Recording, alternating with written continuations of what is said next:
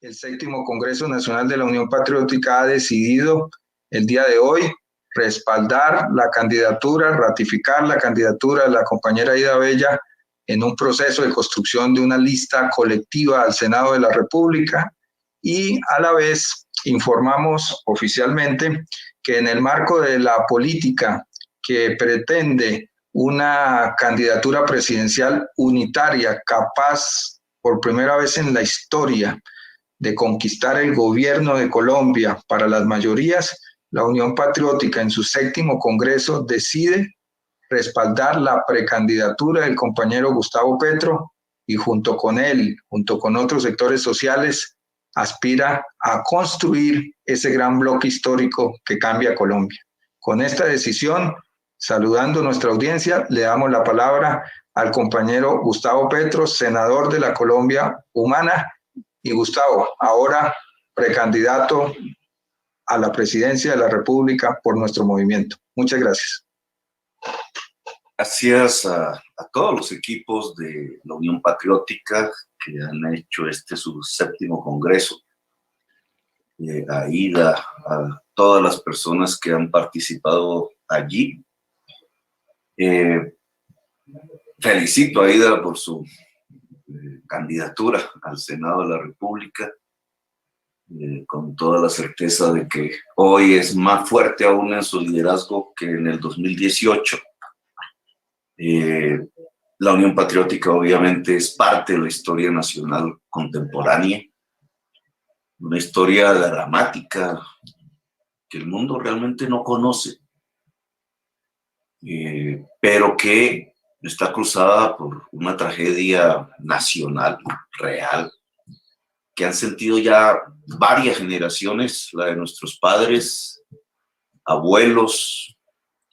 Si pudiéramos mirar hacia atrás, quizás tendríamos que mencionar más ancestros viviendo tragedias, pero sobre todo esta historia contemporánea que es la que nos toca vivir, la que hemos vivido, y que ha sido siempre marcada por el deseo de exterminio de las ideas democráticas y de las personas democráticas en el país. Yo he querido recoger unas ideas teóricas, políticas, no inventadas por mí, no inventadas realmente, sino fruto de toda una experiencia civilizatoria, para tratar de dar algún tipo de claridad, de luz sobre las circunstancias que la sociedad colombiana hoy vive, y sobre todo no en el camino de la interpretación de lo que hay que interpretarlo, que hay que conocerlo, que hay que analizarlo, las fuentes últimas económicas que determinan el genocidio, sino además para abrir los caminos hacia adelante, para abrirle caminos a la nación colombiana, a la sociedad, no solamente a nuestras generaciones, sino a esta juventud y esta niñez que hoy nos acompañan y que bien merecen tener un país distinto al que hemos vivido nosotros.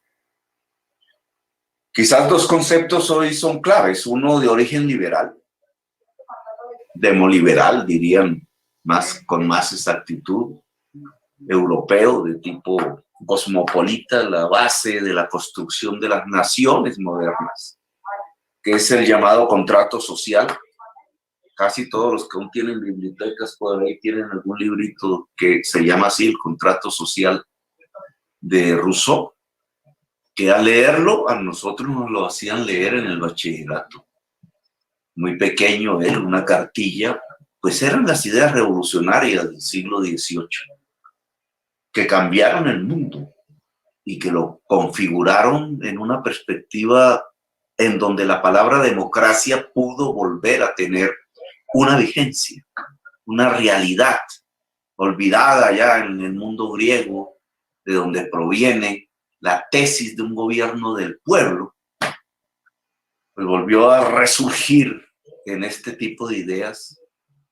Y en ese contrato social lo que se nos plantea básicamente es que un gobierno del pueblo, no un gobierno del rey, no un gobierno de los ajenos a la sociedad, sino que un gobierno nacido de las raíces mismas de la historia de una cultura, pues es básicamente un pacto, un contrato Y no un contrato como hoy nos lo imaginamos, donde un señor firma y otro señor firma, sino donde millones firman, donde toda una sociedad firma las cláusulas que le permiten convivir en paz. Si quisiéramos examinar qué cláusulas tendría el gran contrato de la convivencia en Colombia, pues tendríamos que ahondarnos en puntos concretos pero fundamentales que implicarían en la actual sociedad colombiana reformas. Alguien diría revoluciones. Pongámosle la palabra reformas. Que la salud. ¿Cómo se puede convivir en paz si el sistema de salud no garantiza la vida cuando se puede garantizar? Cuando el sistema de salud nos conduce hacia un negocio en donde el que tiene plata de pronto sobrevive y el que no muere, como nos lo están demostrando las tristes estadísticas de la pandemia que estamos viviendo. Al principio se burlaban cuando yo afirmaba que eran los pobres los que morían, pero esa es la realidad estadística de la sociedad colombiana. O tener que mirar hacia un aspecto como la educación. ¿Cómo una ciudad de Bogotá puede sobrevivir sin mar, sin río navegable, si no es a través del cerebro, por ejemplo? De la nueva economía que se sustenta sobre el conocimiento humano, un conocimiento que es construido sobre la base de las redes cerebrales de los miembros de la sociedad nacional, local y mundial.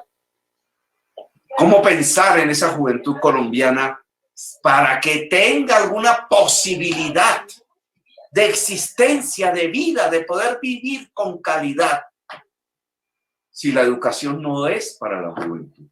Si se le cierran las puertas de la universidad, si de una manera absolutamente dañina, criminal, las élites de este gobierno han hecho, de este gobierno y de los pasados han hecho renunciar a la sociedad colombiana al saber.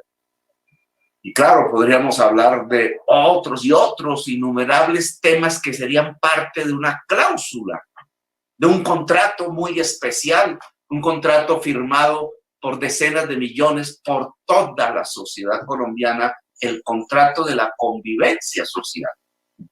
Claro que tendríamos que mirar el cambio climático, la posibilidad de morir como humanidad, la posibilidad de que la vida se vuelva a extinguir en el planeta Tierra simplemente porque un sistema económico depredador está avasallando la naturaleza de tal manera que rompe las bases mismas de la existencia, no solamente de la vida ajena a nosotros como seres humanos, sino de la vida propia como humanidad.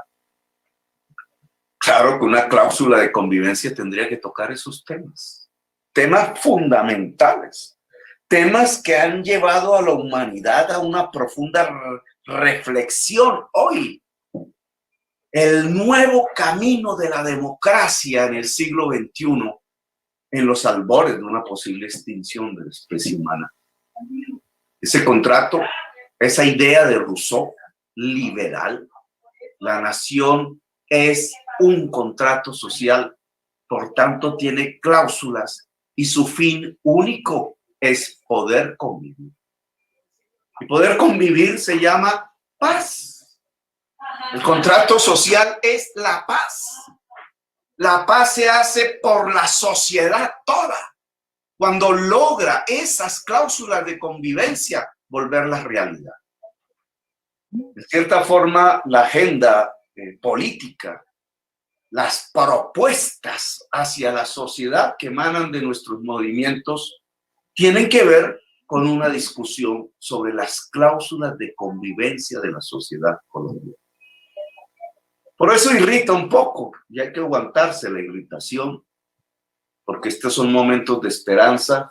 El que se intenten construir proyectos políticos o alrededor de no decir nada sobre el contrato social, de pasar de agache por las reformas necesarias para la convivencia, por no entender qué es la convivencia y pensar que la política es un problema simple de bullines o de sonrisas de marketing, sin ahondar la discusión pública, de cómo esta sociedad puede abandonar la violencia y construir la paz.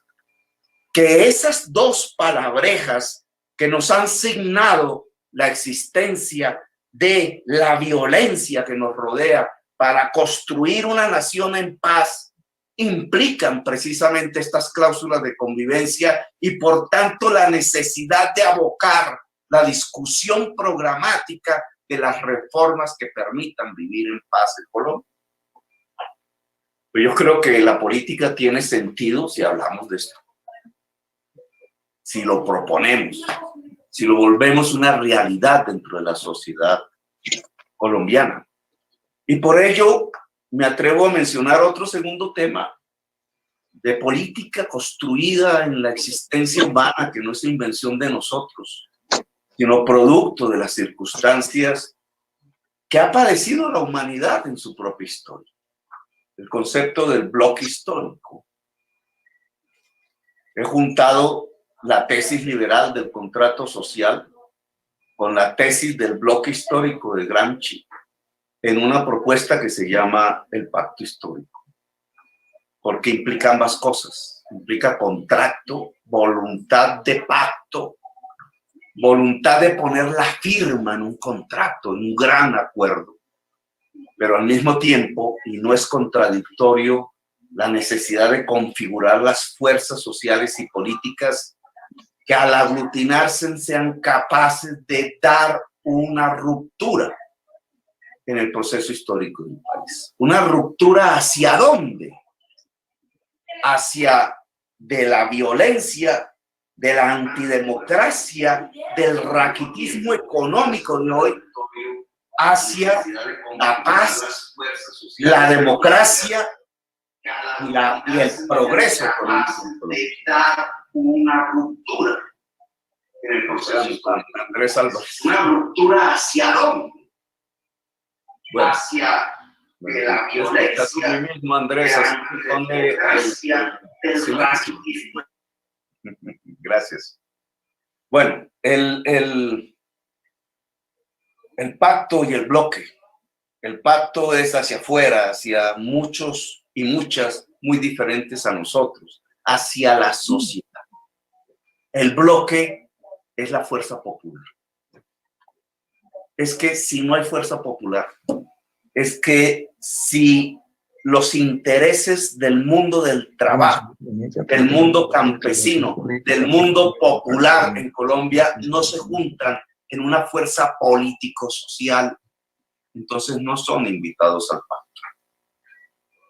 Se pretende, gran error en nuestra historia colombiana hace 2 siglos, repetir esa historia.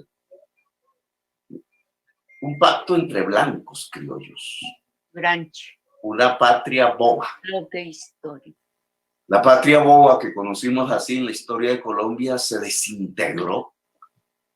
Vino la reconquista española, acabó con una esperanza de libertad transitoria, básicamente porque quienes lideraron esa idea de libertad, que básicamente eran esclavistas de la sociedad colombiana, era libertad para ellos, pero no para el pueblo. Pues terminaron sin pueblo. El pueblo terminó derrotándolos. Un pacto criollo de espaldas a la población. La pobla se quejaba de la indolencia del pueblo cuando iban a fusilarla, porque no había un entendimiento de lo que sucedía en eso que se llamaba el pueblo y que con tanta discriminación han venido llamando como los indios, como la chusma, como los sin camisas, como los pies descalzos, como las mayorías de Colombia, como los negros, dicen. Ese negro que viene aquí a decirnos, ese indio que viene aquí a decirnos. Pues Bolívar fue precisamente el que convocó a esos negros y a esos indios y a esas sin zapatos y a esos de alpargata, los alpargatudos, les decían. Y con eso fue que pudo construirse la libertad real de Colombia. Quizás para que después fuese traicionada, pero esa idea es fundamental. No podemos hoy pensar simplemente en un pacto blanco, insípido, criollo, porque nos puede conducir a una nueva patria boba. simplemente reemplazar lo que hoy llamamos Uribe por un uribismo sin Uribe. Confundirnos precisamente por leer libros y partes de la historia en que un frente antifascista no tiene que ser necesariamente un frente antineoliberal. Y creo que aquí hay una enorme equivocación. Yo no voy a bautizar el uribismo que hoy gobierna Colombia como un movimiento fascista porque tiene su propia diversidad. Todavía ahí hay un conservatismo republicano, algo que lideró con mucha fuerza y con mucho ingenio e inteligencia y con limpias al menos, Álvaro Gómez Hurtado, y que por alguna de esas decisiones y fluidos políticos se trastocó, influyó hacia alguien que no tiene las mismas manos limpias de Álvaro Gómez Hurtado, Álvaro Uribe Vélez. De cierta forma, quienes asesinaron a Álvaro Gómez Hurtado tienen mucho que ver con el sistema de ideas que prohija el actual uribismo. Sin embargo, han absorbido ese conservatismo republicano que tenía una vertiente de alguna manera moral y democrática. Han absorbido relaciones clientelares, clientelismos políticos. Hay liberales que se visten con ese ropaje uribista simplemente porque les dan un puesto. Gente de izquierda, compañeros míos que estuvieron en la lucha democrática del M-19. Pero allí hay un núcleo duro, fundamental, fascista, la extrema derecha. Alguien leía en un trino esta mañana: quien quiera saber qué es la extrema derecha va a encontrar un sistema de ideas que lleva a la muerte del contrincante. Es matar la diferencia. Y se ha expresado a lo largo de los últimos años y las últimas décadas. La alianza con el paramilitarismo no era más que para matar la diferencia. La historia de la Unión Patriótica que aquí nos convoca no es más sino el reflejo de esa muerte de la diferencia. Una extrema derecha que hoy, con muchos aliados que no coinciden con esa tesis, pues sigue pensando en la muerte de la diferencia, en la muerte de la juventud, en el acorralamiento de las etnias, en la destrucción de la rebeldía, en la destrucción de las ganas de cambio del pueblo colombiano. Pues bien, eso solo se puede enfrentar, obviamente, nos dice la experiencia mundial, con un frente antifascista. Es decir, con un pacto, es decir, con un bloque. Pero hoy, a diferencia del año 33, del año 40, del año 45, ¿cómo se derrota un fascismo? En ese sistema de ideas que hoy podríamos llamar fascismo, no está impregnado en el mundo contemporáneo de algo que también llamamos neoliberalismo y que no es más que extender el mercado a toda la existencia humana. Un mercado propio para hacer libros, quizás, para hacer gaseosas y panes y camisas y sacos, para hacer utensilios, esferos, celulares.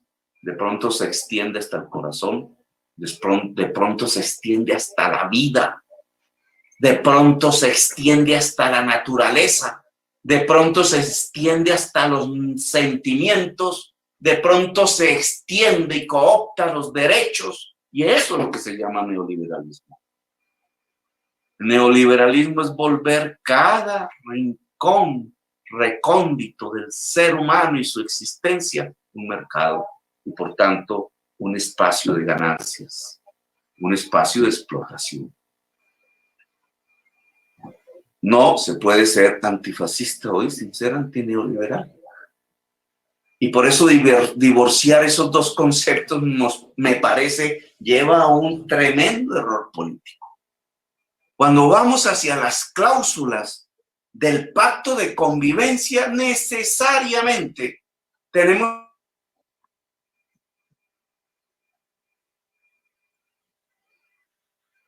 cláusulas